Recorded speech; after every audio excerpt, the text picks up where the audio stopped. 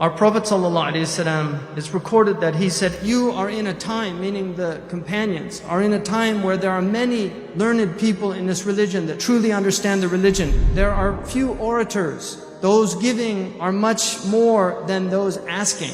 Action in this time is better than knowledge. But there will come a time when the fuqaha, those who understand this faith, are few and the orators will be many. Many will be asking and few will be giving. And in that time, knowledge will be greater than action. I want to mention something that one of our greatest scholars said. Imam Shatibi, who wrote the magisterial work Al-Muwafaqat, said in that book, there is a report in a hadith in which the Prophet ﷺ said, the best of generations is my generation, and then comes those who follow them, and then those who follow them. Imam Shatibi says, in this tradition there's an indication that the status of each following generation with respect to what went before it will be like this. It is related from the Prophet that he said, at the beginning of your religion will be prophethood and mercy, followed by domination and mercy, and then by domination and coercion, and then by cruel domination. And then Imam Shatibi says, this is not possible unless good becomes scarce, when evil competes with it, gradually gaining ground. What we are discussing is included under this absolute meaning, the creeping villainy that Kierkegaard mentions, that is so undiscernible when it first emerges and yet continues to creep until villainy becomes a norm.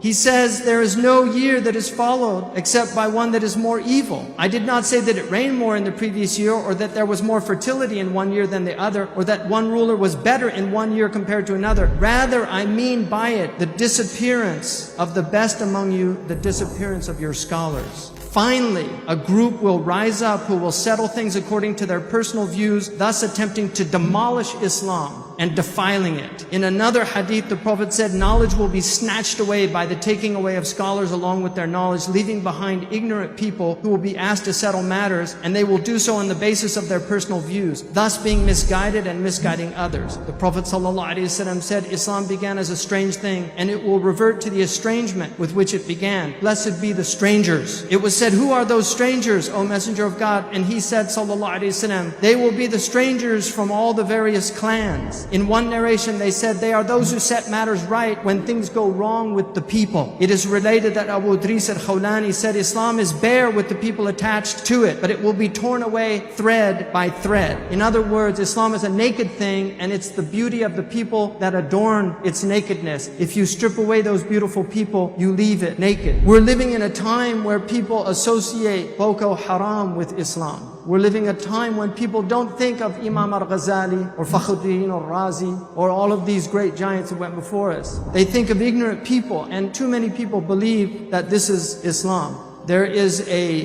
historian who wrote a book recently, Why the West Won. And he said in that book, the most fundamental key to the rise of Western civilization has been the dedication of so many of its most brilliant minds to the pursuit of knowledge. Not to illumination, not to enlightenment, not to wisdom, but to knowledge. And the basis for this commitment to knowledge was their Christian commitment to theology. This holds immense truth to it, but the difference is that they lost their theology. Their knowledge was divorced from illumination, from wisdom, and so now technology is literally threatening us. If you have been following what's in store for us with virtual worlds being created, we have to restore sanity to knowledge. And this will take an immense effort. And I close with a hadith from Al-Hakim. Some consider it to be Hasan, a good hadith, that Ibn Abbas radiallahu anhu said, seek knowledge, for it is the intimate friend of the believer. Forbearance is the minister of knowledge. Intellect is its guide.